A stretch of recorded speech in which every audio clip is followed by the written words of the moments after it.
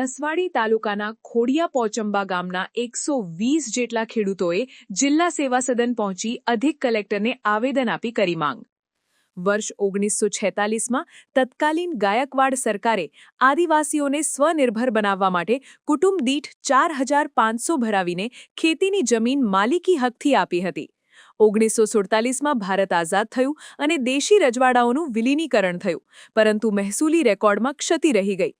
આજે પણ 7/12ના ઉતારામાં માલિક તરીકે ખેડૂતોના બદલે શ્રીમંત સરકાર એટલે કે ગાયકવાડ શાસન અથવા સરકારનું નામ બોલે છે। રેકોર્ડમાં નામ ન હોવાથી આ ગરીબ આદિવાસી ખેડૂતોને સરકારી સહાય, પાક ધિરાણ કે કુદરતી આફત સમયે મળતા વળતરનો કોઈ લાભ મળી રહ્યો નથી। ખેડૂતોએ હવે ગુજરાત લેન્ડ રેવન્યુ કોડની કલમ 37(2) મુજબ હક ચોકસી કરવા માટે મહેસૂલ સચિવ, કલેક્ટર અને મામલતદારને લેખિત રજૂઆત કરી છે। ખેડૂતોની માંગ છે કે વર્ષો જૂની આ ભૂલ સુધારીને તેમના બાપ દાદાના નામ જમીન પર ચઢાવવામાં આવે। ખોડિયા, પોચંબા, પાલા આ 3 ગામો છે।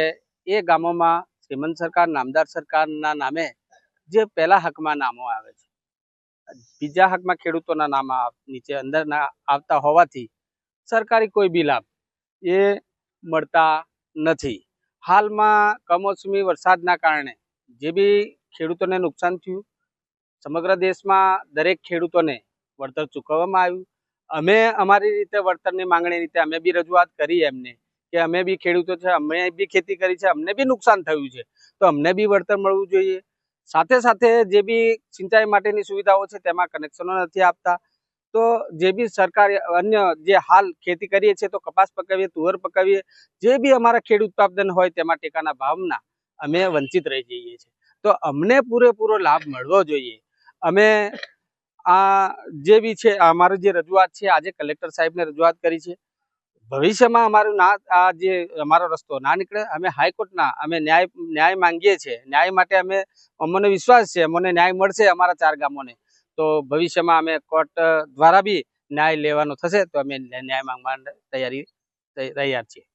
જિલ્લાના નસવાડી તાલુકાના ખોડિયા, પોચંબા અને પાલા ગામના 120 જેટલા ખેડૂતો છોટાઉદેપુર કલેક્ટર કચેરીએ અમે આવેદનપત્ર આપવામાં આવ્યા હતા, કારણ કે અમારે છેલ્લા આઝાદી પહેલા 1945થી અમારા બાપ દાદાના હતા તે વખતે યોજના આવી। યોજનામાં અમને 20 વીઘાનો પ્લોટ આપ્યો।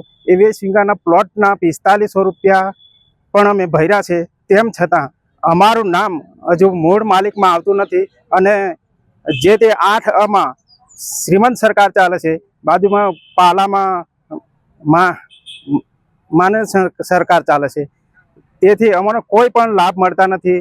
જેવા કે હમણાં હાલમાં જ કુદરતી વરસાદ વરસ્યો અને જે નુકસાન થયું એ આખા ગુજરાતમાં દરેક ખેડૂતને વળતર મળ્યું, પણ અમારા 4 ગામના ખેડૂતોને વળતર મળ્યું નથી। એટલે એ માટે રજૂઆત કરી છે અને રજૂઆત 15 દિવસ સુધીના અમે અલ્ટિમેટમ આપ્યું છે।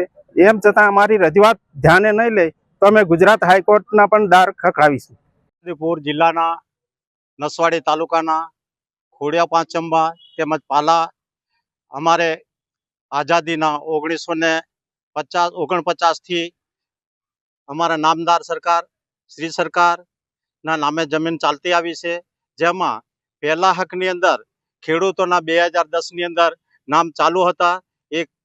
તે તદુપરાંત પછી નામદાર સરકાર દાખલ થયા પછી અમારા હકના નામો હતા એ પણ કમી થઈ ગયા છે। તો એના આધારે જે અગાઉ જે ખેડૂતોને સિંચાઈ માટે કનેક્શનો પણ મળેલા છે અને હાલ 2010ની અંદર નામમાં કમી થયા પછી અમને સિંચાઈનો લાભ પણ નથી મળતો, તેમજ ખેડૂતોને જે કંઈક પાક નુકસાનીનો એનું પણ કોઈ જાતનું વળતર મળતું નથી। તો અમે આ કલેક્ટર સાહેબને આવેદન રૂપે મળ્યા છે, તો અમને ન્યાય મળે। ન્યાય નહીં મળે તો અમે આગળ જે કંઈક હાઈકોર્ટ કે કોર્ટની અંદર જઈશું અને અમારો ચુકાદો મેળવી લઈશું। કેટલા ખેડૂતોને એવું લાભ નથી મળતો? 4 ગામોના ખેડૂતોને લાભ મળતો નથી। કેટલા ખેડૂતો છે? કમસે કમ 120 ખેડૂતો।